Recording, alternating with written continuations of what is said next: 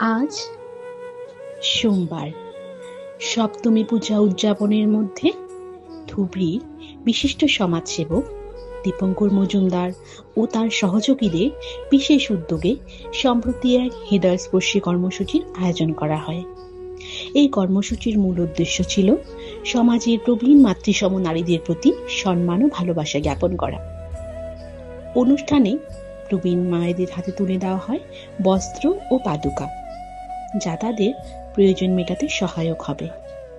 পাশাপাশি তাদের জন্য আয়োজন করা হয় এক বিশেষ পূজা পরিক্রমা, যাতে তারা ধর্মীয় আনন্দ উপভোগ করতে পারেন।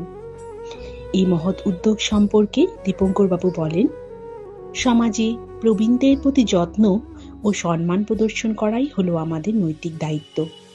তাদের মুখে হাসি ফুটলেই আমাদের শ্রম সার্থক। এই কর্মসূচি ধুবড়ী এলাকায় মানবিকতার এক উজ্জ্বল দৃষ্টান্ত স্থাপন করেছে এবং সমাজে ইতিবাচক সাড়া ফেলেছে।